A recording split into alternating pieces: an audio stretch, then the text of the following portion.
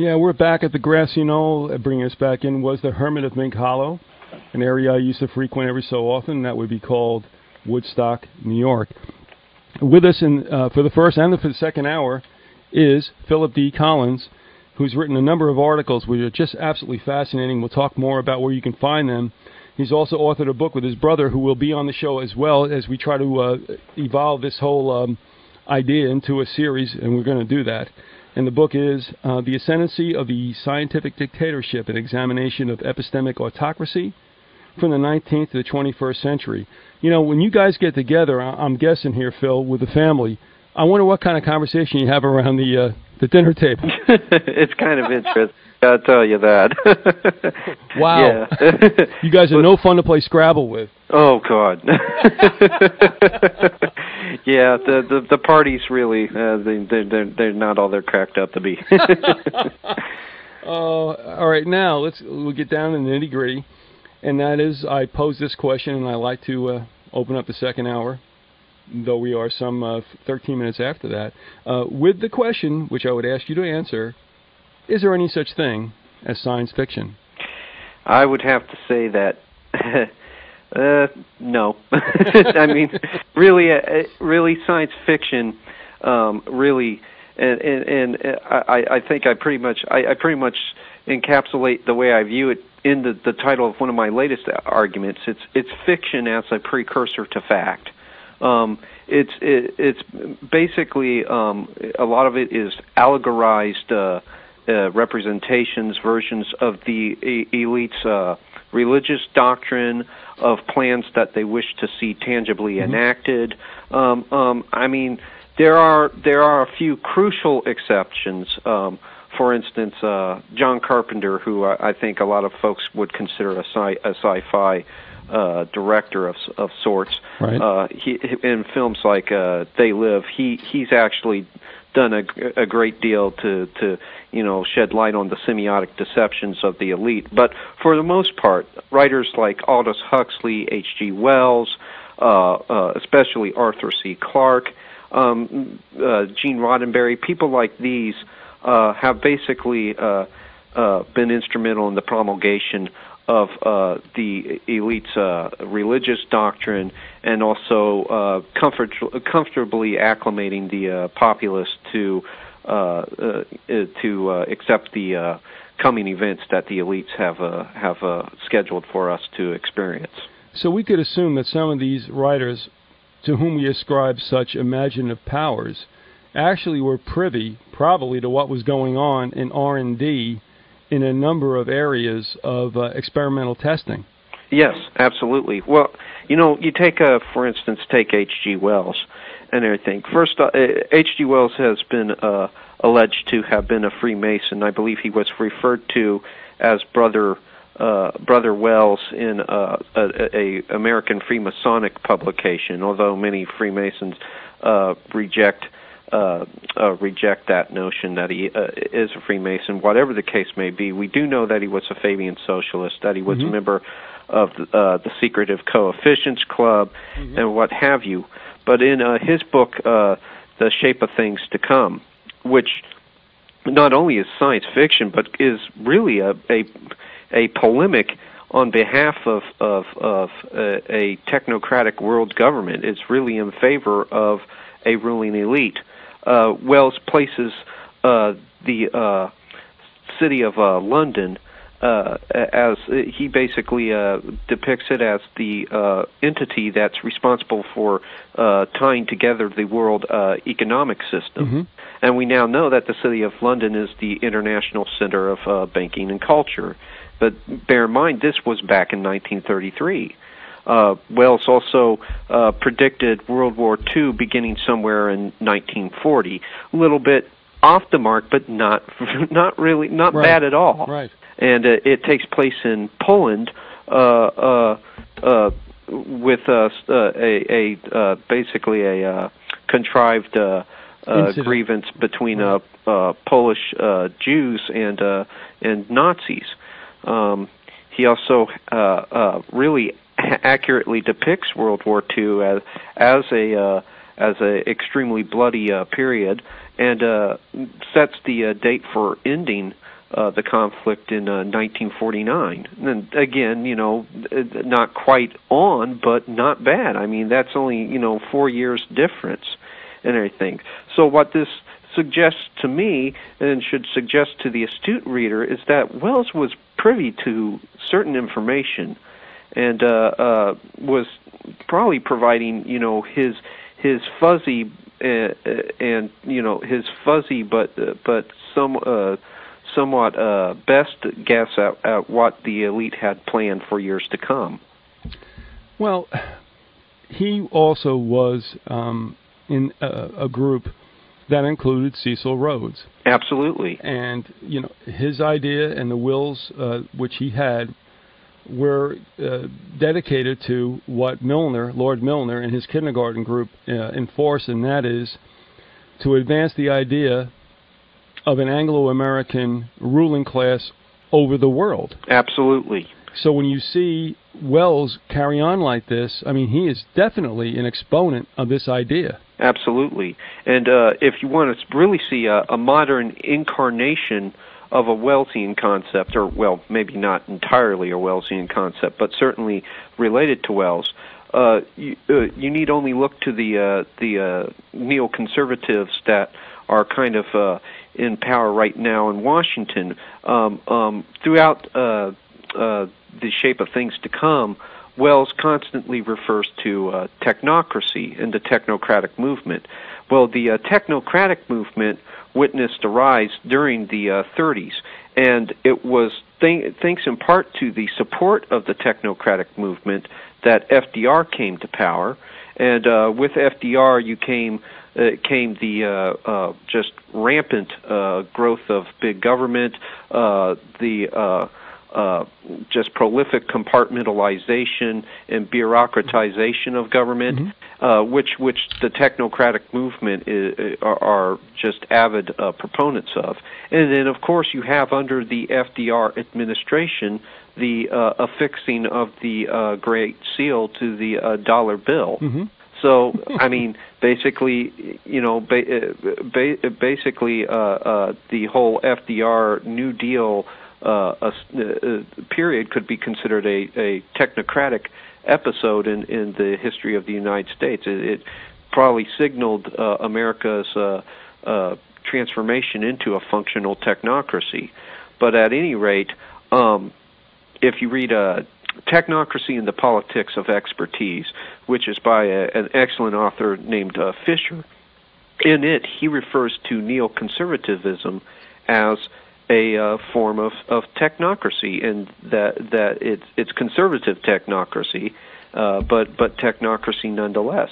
And so that's what we have in power now is a clique of technocrats. Well, What I look at what's happening now, and I would assume that it's meant to be, as you and I understand. Sure. I mean, I don't care who. We're not Republican. We're not Democrat. No. We just know that whoever's in there has got to do what they have been dispatched to do. Absolutely. What I find interesting is, and I'll throw this out to you, and that is, on one hand, you have the neocons, which remind me of Trotskyite communists. Absolutely. Right. And then on the other side, you get the Democrats, which are also communists in the same sense, but they just do things more like gently. Sure. But well, it's interesting that you basically pose the neocons as analogous to Trotskyist Kristol, who's considered the godfather of neoconservatism. That's Daddy Kristol, right? Yeah. Okay. He basically confessed in his book, I think it's Neoconservatism, an autobiography of an idea, or I might be paraphrasing the title incorrectly, but he basically candidly, openly confessed to being a Trotskyite, and of his time with the young Trotskyist, he said he had not one regret and was just unrepentant. So, I mean, Trotskyist thinking is very much replete throughout neocon doctrine also, because you have the Trotskyist quasi-imperialist doctrine of spreading abroad and you know moving expanding the borders of Marxism, you know, to the other nations. Mm-hmm. And I mean, I think it's important that people catch on to that, because so far the left wing, while the left wing has done some pretty good jobs in exposing the neoconservatives, they have kind of hastily dubbed them anti-communist, pro-American elements, and that's completely and totally disproportionate with reality.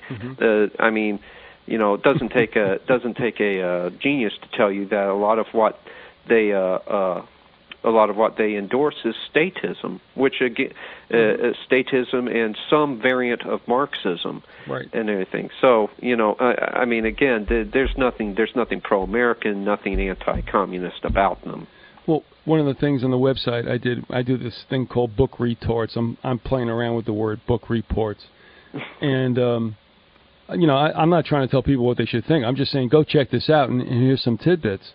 Sure. But one of the books that are up there is William Z. Foster's Toward Soviet America, written in 1932. That's a great date to remember, because in it he talks about this is what's going to happen to the United States. And guess what? Through Frankie's reign, it happened. Yeah. You know, even the latest, I guess the last element that finally came to fruition was the creation in the late 70s of the United States Department of Education. That's right. But the thing is, when you read somebody who's writing this in 32, just before this all was to take place, you have to say to yourself, come on now, listen, there are conspiracies. Don't, you know, give me a break. Yeah. And this is where you see them. And what I have to laugh at is when I talk to people and we have discussions, I'm saying, okay, so you think we're free because every one of our agencies is entitled federal. Yeah. But when you look at Russia, you look at Soviet this and Soviet that or whatever it should be, and you're saying, oh, those poor people are in servitude. Hello? The thing is, federal and Soviet, it's all the same deal. Yeah, it's the same. It you know, different operating jargon for the same thing. Right. And it's interesting that you brought up science fiction earlier, and we're talking about FDR and how FDR's New Deal really facilitated America's metamorphosis into a functional technocracy. It's interesting because FDR loved the literature of Edward Bellamy, who was a member of the progressive movement. Yeah. And they were kind of, I guess you could call them precursors to the technocratic movement. Okay. But he loved, in particular, a book entitled Looking Backward, which was science fiction, or you know, science fiction in quotes. Yep. And in Looking Backward, Edward Bellamy presents a future society where you know, you have basically a monolithic governmental machination that basically coordinates and directs society and are ruled by experts, and all nation states have been amalgamated into a global superstate. Mm-hmm. And so then, when he was delineating his plan for economic recovery, nodding to Bellamy, FDR wrote "Looking Forward." So you see, you have Bellamy who writes "Looking Backwards" and everything, and "Looking Forward" was you know, the best way that he could give his literary nod to somebody who would you know, basically inspire him and inspire some of the policies of the New Deal. Yeah, and not to cast aspersions against the Bellamy brothers, who are a Florida rock and roll group who had a couple of hits. And the Bellamys I'm thinking about with Francis and Edward, they were not brothers. Was it a cousin situation? You know? I'm not quite sure. But I mean, the whole Pledge of Allegiance was created by one of the Bellamys. Yeah. And it's all about, pledge your butt to the state. It's like, no, that is not what the Constitutional Republic of the United States was about. No. Well, in the original, I guess, saluting posture that the person who recites the Pledge of Allegiance was supposed to assume was, instead of right hand over heart, right hand extended, in much in the same fashion that the Nazis extended their hand in the proverbial Sieg Heil salute. Right, which was absolutely disappeared after World War II. Yes, absolutely. I don't know if you're familiar with this gentleman, but he's been on the show. He's done a great work, Rex Curry. No, I sure am not. Well, I'll send you that email because he has chronicled through many, many letters and documents and photos how this whole pledge was basically Romanist in its origins with the hand extended and continued on. And so, yeah, and I mean, I want to believe that the Pledge of Allegiance is patriotic, but really the guy who wrote it did not have in mind individual freedom, but, sacrifice to the state. Absolutely. Well, and again, it's the question of connotative meaning versus denotative meaning. I mean, you look at the wording, and it seems, innocuous enough and everything, because, of course, I would more than pledge my support to a constitutional republic and everything, but I'm not about to pledge myself to any state, pledge myself mind, body, and soul to it and everything, which, I mean, if you look at the progressive movement of Edward Bellamy and everything, which, again, was a precursor to the technocratic movement, the idea is always inherently collectivist, the subordination of the individual to the collective. And the many always to I guess quote Roddenberry, the needs of the many always outweighed the needs of the few, right, and everything. So I mean, that's the underlying rationale and the underlying paradigm that seems to underpin some of the elements of the Pledge of Allegiance. We were with Philip Collins, who's the author of a book with a really long title. I'm not going to go into this, but I tell you what, we have two of his articles up on Visigoth.com, one of which was co-authored with his brother Paul, who has also has done an amazing work and will be with us, we really hope, for an installment of the series, which would be entitled The Magicians of Mutability. But I got to tell you, one of the shows we did a while back, Philip, was called American Union 2005, and it was based on the good work that Galen Ross had done. Are you familiar with Galen at all? Vaguely. He wrote didn't he write Elite Bloodlines or Room Yes, you got it right. Yeah. Right. And his website, that phone's not for me, just ignore it. Yes, his website is, I believe, 4 RIE.com. Go check that out. But anyway, he was good enough. Anyway, we got a video from him about American Union 2005 and how all the powers that be in the United States, to include Madeleine Albright and Rockefeller, of course, wanted to see an integration economically of all 34 nations in the Western Hemisphere. Okay? Certainly. So what happened was, in one of these clips from C-SPAN, and that's where I believe Galen got that from, they're doing this lovey-lovey piece on the UN. And I got to tell you, with Roddenberry in mind, I taped this. I ripped the audio, and we did it in the show, and we played it 2 or 3 times back, and I'm saying, holy mackerel, if you can envision, Philip, the original Star Trek soundtrack, I mean, the music with the horns and stuff, it is in that film clip from 1949. That's amazing. And I mean, I challenge anybody to go look at that show, American Union 2005, and listen to that 6-minute beauty piece that they showed on the UN. And I mean, I looked at Harry, and Harry, is always willing to hit me over the head and saying you're crazy, it's coincidence. And he looked at me and he went, "Whoa." Yeah. So anyway, but here again, you talk about semiotics. Roddenberry was a one-world dude. Yeah. The Federation. Well, absolutely, and also to reiterate on the semiotic angle.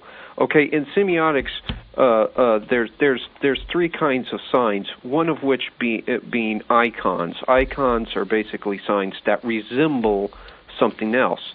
Okay. Give us an example, please. I'm sorry?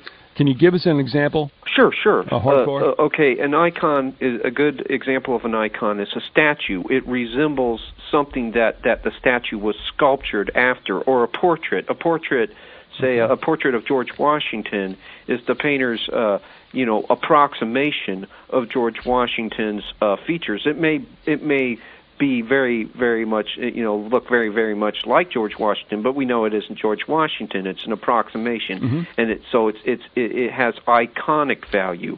But at any rate, to give even a better example, the hand gesture that a lot of sex, drug, rock and roll musicians use, the horns? Where they hold the two horns aloft.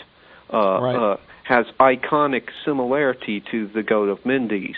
Right.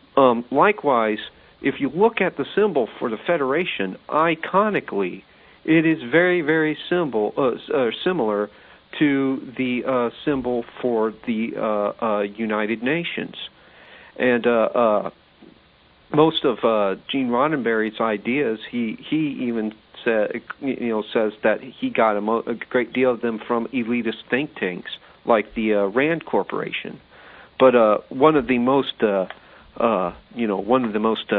damning bits of evidence that Gene Roddenberry has been responsible in promulgating elite thought was what he said in a book. I think it was called Star Trek Creator or something. It was written by a humanist by the name of Alexander. But in it, and I'll quote him now, he said the following: "As nearly as I can concentrate on the question today, I believe I am God. Certainly you are. I think we intelligent beings on this planet are all a piece of God, are becoming God," unquote. And that is the core of the elite's Luciferian religion, the core of the elite's Luciferian doctrine. And it's just pervasive throughout science fiction literature. It's pervasive throughout Star Trek, pervasive throughout Star Wars. In Star Wars, you have, for instance, in the Phantom Menace, the character, the central character, Anakin Skywalker, is birthed via virgin birth. In it, they talk about this element called the metachlorines, which bind all life together, and they say that in the instance of Anakin, the metachlorines birthed themselves. Well, that's kind of like that's very Darwinian, because that's abiotic or abiogenesis and everything, and that again returns to an older occult concept, which was central to the Kabbalism, and that occult concept is that of the golem. The golem being an artificial man, a living being spawned from non-living material. Right. And the idea is that there is no separation between the living and the dead. There is no separation between non-living matter and living matter. And you see this type of thinking also evident in the Gaia hypothesis, right, which was presented by Lovelock. Essentially, Gaia, the earth goddess worshipped by a great many of the radical environmentalists, is a Kabbalistic golem and everything.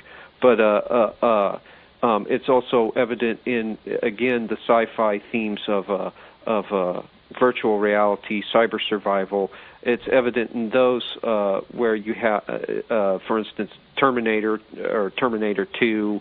The machine develops sentience. All of a sudden, this non-living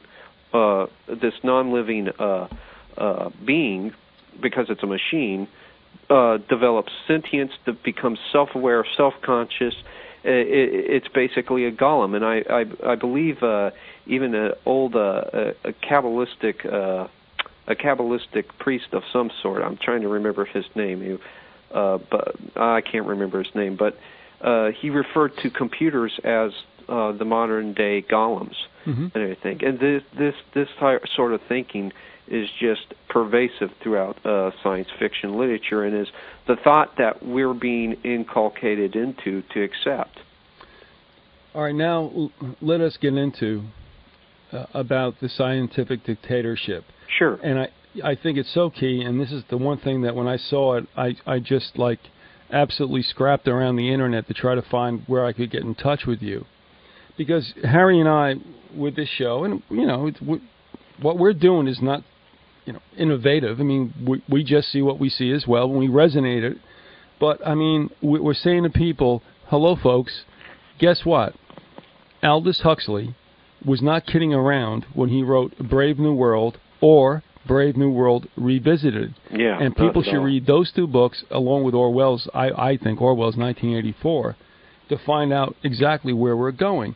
And the scientific dictatorship was a term that he did use, I believe, in Brave New World Revisited. Yes, and correct. I heard it also on that speech he gave at Berkeley, which is up on the net and for people to hear, called The Ultimate Revolution. Did you listen to that at all? Yes, I Philip? sure did. Yeah, he referred to I believe he referred to Nazi Germany and communist Russia as scientific dictatorships during the course of that lecture. Yeah, soon to come to a neighborhood near you. And I mean, are we not seeing this? I mean, now, give me your take on Brave New World, and we'll take it from there. Go ahead. Sure. Brave New World is basically a thinly veiled roman en clef. Roman en clef is basically a literary genre that has veiled truth to it and everything. But it would appear that the idea of a scientific dictatorship certainly didn't originate with Huxley. Aldous Huxley is yet another person who has been alleged to have been a Freemason. He's also was a member of a secret society known as the Children of the Sun, which was occupied by the children of Round Table members and everything. But and he was also mentored by H.G. Wells, and H.G. Wells's concepts of a technocracy, no doubt, probably rubbed off on Huxley and everything. But basically, the concept is that science is used as an instrument for the sculpting of human civilization. Right. And again, returning to the original root of scientia, for science, meaning knowledge, you could pretty much characterize this elite as an epistemological cartel and everything, being that they've cartelized knowledge and everything. And of course, President Eisenhower, in his very, very famous farewell address, right. everybody always listens to the segment of that where he refers to the military-industrial complex. But the one quote that they miss out on is where Eisenhower says the following. He says, quote, "Yet in holding scientific research and discovery in respect as we should, we must also be alert to the equal and opposite danger that public policy could itself become the captive of a scientific technological elite," unquote. And so the idea is a society managed by a technological scientific elite, and also wielding science as the proverbial magic wand over mankind. I mean, again, we normally take what scientists tell us as gospel, and like the shaman of a tribe, the shaman, tell the tribe, well, the gods did this, the gods do that, and the gods tell you to, pay homage to me, this, that. Who knows why? I do, because I'm the shaman. And it's interesting because in an issue of Scientific America, Michael Shermer wrote an article titled "The Shamans of Scientism," or the shaman of scientism and everything. And in it, he basically said that the scientists were to act as the new myth makers for a brand new age. I don't know who I sent this to, and as I talk this out, perhaps I'll remember. It was a female. And I was saying about Huxley wasn't kidding, and that what we see now with genetic, modification and in vitro creation of life, that really what they can do is create a grunt population, if you will, to commit, or execute all the laborious functions they wish, while they themselves can ensure genetic purity. That's right. Is that what you're seeing also? Yes, absolutely. I mean, that's especially evident in the eugenics movement. The eugenics movement, basically, eugenics is derived from the Greek word for well-born, but it was a term coined by Sir Francis Galton, who, surprise, surprise, was Charles Darwin's cousin, and also received the official sanction of Charles Darwin. Before a lot of evolutionists like to play off eugenics as this ugly little aberration that attached itself to evolutionary theory, but that's not so. At any rate, the eugenics movement was largely responsible for the emergence of the organization that we now call Planned Parenthood. And now today, we, of course, how many babies have been aborted and everything, but not many people are aware of the fact that Margaret Sanger was a proponent of eugenics, proponent of the Nazi eugenics projects. One of the people who wrote for her publication, the what was it called, the Birth Control Review, was none other than Ernest Rudin, who was instrumental in the assembly of Adolf Hitler's racial hygiene programs. And when Aldous Huxley presents this breed of genetically the genetic overclass, He's not. This isn't by any means a fictional concept, and he isn't by any means innovating. This isn't a concept that originated with him. He was in and amongst people, with elitist thought, who believed in the existence of a superior stock. His own brother, Julian Huxley, also was, who was pretty much the mastermind behind UNESCO. That's right. Endorsed the use of eugenics and basically said, well, hopefully in the future. Now I'm paraphrasing him loosely, but in the future, hopefully that which man considered unthinkable will at least become thinkable.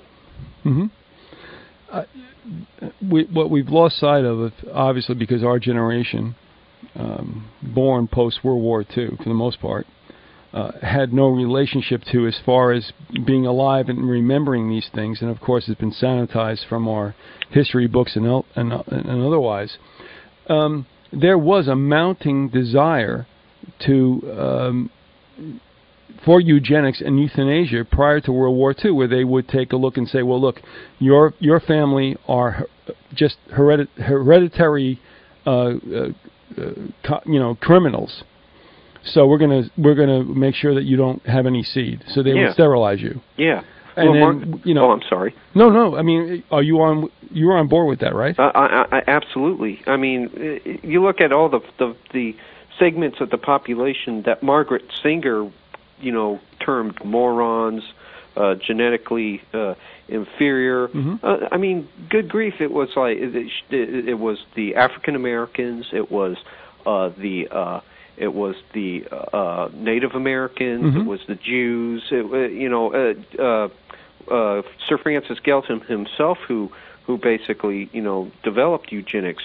He said that the Jews were a major problem that had to be basically wiped out and everything, and only through selective breeding and the the banning of procreation within certain, segments of the population, we were going to be able to overcome this genetic threat that they feared. But that's basically the preoccupation. One of the major preoccupations within the elite is a preoccupation with a superior stock of man and a superior stock of blood.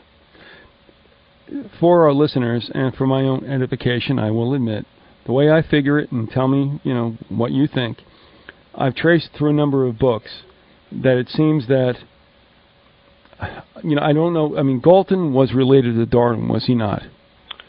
Who? Galton and Darwin were what? Absolutely, yeah, they were cousins. All right. Darwin preceded Galton, is that true? Yes. All right, so Galton comes up with this, but actually, what Galton forwarded was actually from Darwin's grandfather, wasn't it, Erasmus? Yes. And Erasmus Darwin was, in fact, a Freemason. And, there's a great deal to suggest that evolutionary theory itself and everything is really just derivative of the old doctrine of transformism that originated 6,000 years ago in Mesopotamia, in Babylon, in Egypt. And really what these men were doing were acting as transmission belts for the older ideas of antiquity. Right. And basically placing them in a contemporary context, in a more scientific context.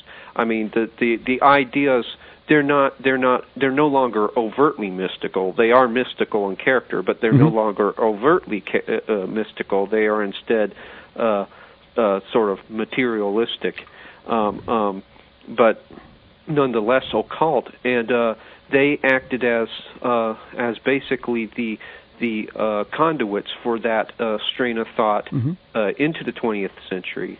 And as we're entering the 21st century, we see that ideational continuum, that continuity of thought, is again undergoing a change with transhumanism, the idea and this post-human condition that man will become machine and everything, and again, which was semiotically gesticulated towards by several works of science fiction. So, yeah, absolutely. Well, I can't remember who the sister was that said, listen, they're serious, and they're going to breed a type of worker who doesn't need a lot of food and such. And I was like, I never thought of that, that they could really bring it down so explicitly to what Huxley had envisioned.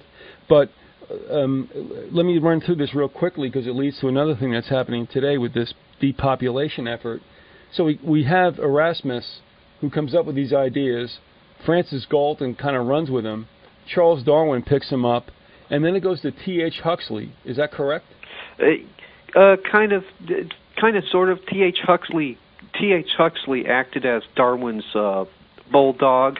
I kind of get the idea, though, that some form of transformist doctrine was already circulating within Huxley's crowd, prior to his picking up the torch for Darwin and everything. But he certainly did run with the torch after Darwin, presented Origin on the Species.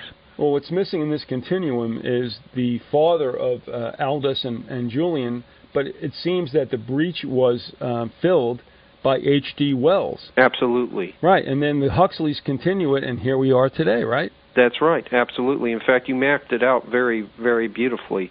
And if I also may point out, T.H. Huxley was also a Freemason, and for no real good reason, he was made a fellow of the British Royal Society. That's so perfect. Yeah. Okay. But the British Royal Society kind of acted like as the headquarters for quite some time of the scientific technological elite. They acted as as basically, I guess you could consider them something of the antenna for the transmission of elite thought under the guise of science. When I try to tell people, and now I'm going to bring it to the present day, and that is, and we've talked about this, and you need not commit yourself to what I'm going to say, but we did discuss the fact that, peak oil I wouldn't have a problem with if it wasn't so inextricably connected to depopulation. It's like, okay, the deal's done, forget about it, this is the way it's got to be. And I don't believe, Yahweh would have put us on this planet to all of a sudden turn around and say, okay, I'm pulling the blanket out from under you. And it's not necessarily the Lord that's doing this, but obviously, technocrats. Yeah. But I'm sorry. Yeah. Oh, no. So all I mean is that when I hear peak oil, which I don't really believe to be gospel, me, sure, tied into population reduction, and this goes into the second paper that we have up on our site. It's like, oh, come on, folks. I mean, there's something beneath all this, and this is just not, this is banging a little bit weird on my ears. Yeah, and a good, I mean, first off, it proves to be just a little bit too convenient for the population control crowd. Boy. And secondly, much of the peak oil crowd continues to parrot the same eugenics crowd. They've quote the Darwins extensively, and the rationale that seems to be underpinning their beliefs is that the Creator, that Jehovah, is looking down upon us and now demanding that we evolve or die, and basically that was also the paradigm, the basic paradigm, the basic way of thinking of one of the spiritual gurus of Cecil Rhodes, a guy by the name of Winwood Reade. He was a theistic evolutionist. He believed in God, although he certainly didn't believe in an anthropomorphic God and everything, that a God that took part in the affairs of man, who was refining man through evolution and through the processes of nature.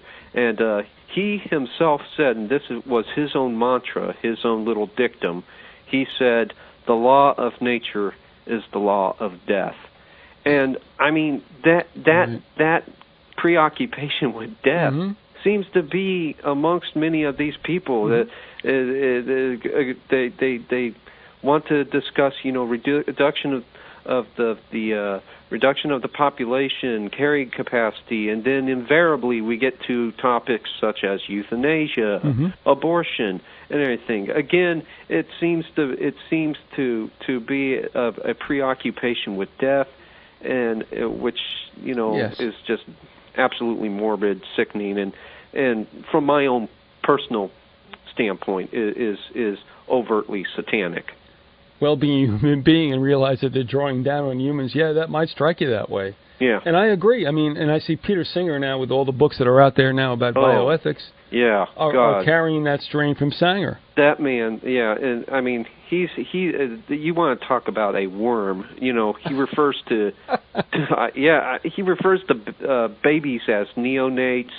That they're nothing but, they're nothing but mackerels, and that now, of course, now that they're outside of the womb, now we shouldn't find any problem with terminating their life, before a specific age.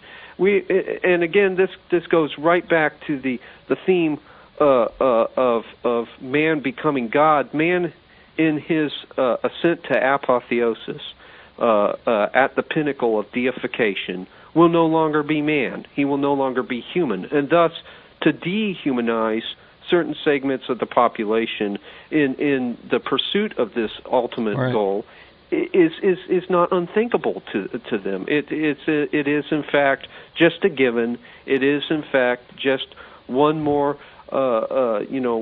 necessary necessary evil in our evolutionary ascent. And once we enter this post-human era, once we cease to be humanity altogether, in the words of Nietzsche, once we overcome our humanity and everything, it will have no longer mattered. The segments of the population that we've exterminated, that we've sterilized, that we have basically worked into their graves will have been spit in the bucket. We are with Philip Collins, who along with his brother Paul have written a number of books and articles about the scientific dictatorship and what we're facing. And really, we would like you to go to, if you can, for instance, the website biped.info, Conspiracy Archive, is that right? Yeah, conspiracyarchive.com. We have two up on Visigoth.com, and the book they've written, The Ascendancy of the Scientific Dictatorship, an examination of epistemic autocracy from the 19th to the 21st century.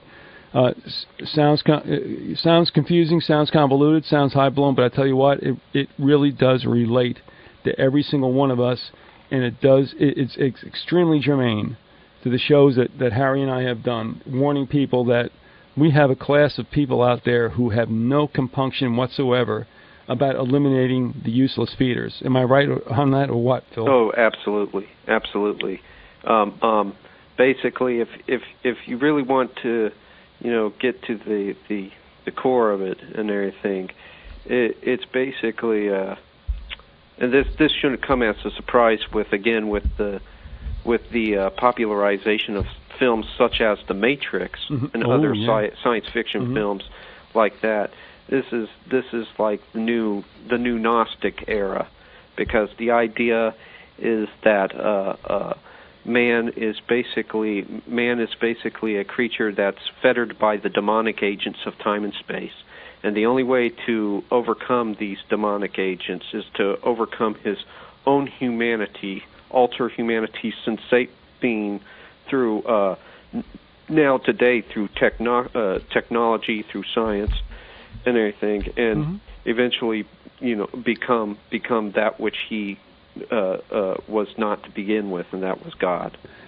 And we've seen this laid in literature for a century. Absolutely. We've pointed out quite often to the Wells books and such, and but it's here today, and it's with us right now. Absolutely. And I mean, as much as we all love environmentalism, we don't want to pollute stuff, we have to watch out, as John Coleman warned, and as you wrote to me very astutely, that John had his niche out there, and he was correct. And in this case, I believe he's right, and that is watch out, because radical environmentalism wants to make sure you're not sustainable, so you can be basically returned to a certain kind of new feudalism. Absolutely. Well, if you look at one of the terms that I've heard circulated amongst radical environmentalists, really has very little to do with the maintenance of the environment, right, and everything, and that is the word reprimatization. Where we have to reprimatize the land. Well, I mean, now of course this is me drawing from my own scriptural background as a Christian, but one of the mandates that the Lord set down for mankind was to take that which was primitive and take that which is barren and build upon it and expand on it. Now, I'm not talking urban sprawl. I'm not talking out of control techno industry and everything, but I am talking about shaping out of the wild some civilization. And that seems to be ultimately what they oppose, is civilization itself and everything. I believe that one of the bumper stickers that they sport is it goes something like, "Do the earth a favor, or save Earth, kill yourself." I know. Oh, that's it. Beautiful. So I mean, this is just irrationality to the the 10th power. That's right. It's cute. Yeah. Philip D. Collins has been with us. Please visit my website. Also, we've mentioned a number of times where you can read his articles. Philip, are you still on board with doing a series with us? I sure am. Absolutely. You have to, because I'll get mad otherwise, Yeah. Right. And Paul will join us also. Certainly. This is absolutely seminal. That's only 4 years difference and everything. So what this suggests to me, and should suggest to the astute reader, is that Wells was privy to certain information and was probably providing, his fuzzy and his fuzzy but somewhat best guess at what the elite had planned for years to come. Well, he also was in a group that included Cecil Rhodes. Absolutely. And, his idea and the wills which he had were dedicated to what Lord Milner, and his kindergarten group enforced, and that is to advance the idea of an Anglo-American ruling class over the world. Absolutely. So when you see Wells carry on like this, I mean, he is definitely an exponent of this idea. Absolutely. And if you want to really see a modern incarnation of a Wellesian concept, or, well, maybe not entirely a Wellesian concept, but certainly related to Wells, you need only look of the elite's religious doctrine, and also comfortably acclimating the populace to accept the coming events that the elites have scheduled for us to experience. So we could assume that some of these writers, to whom we ascribe such imaginative powers, actually were privy, probably, to what was going on in R&D in a number of areas of experimental testing. Yes, absolutely. Well, you take, for instance, H.G. Wells and everything. First, H.G. Wells has been alleged to have been a Freemason. I believe he was referred to as Brother Wells in a American Freemasonic publication, although many Freemasons reject that notion that he is a Freemason. Whatever the case may be, we do know that he was a Fabian socialist, that he was a member of the Secretive Coefficients Club, and what have you. But in his book, The Shape of Things to Come, which not only is science fiction, but is really a polemic on behalf of a technocratic world government. It's really in favor of a ruling elite. Wells places the city of London as he basically depicts it as the entity that's responsible for tying together the world economic system. And we now know that the city of London is the international center of banking and culture. But bear in mind, this was back in 1933. Wells also predicted World War II beginning somewhere in 1940. A little bit off the mark, but not really, not right. bad at all. Right. And it takes place in Poland with basically a contrived grievance between Polish Jews and Nazis. He also really accurately depicts World War II as a extremely bloody period, and sets the date for ending the conflict in 1949. And again, not quite on, but not bad. I mean, as science fiction, I would have to say that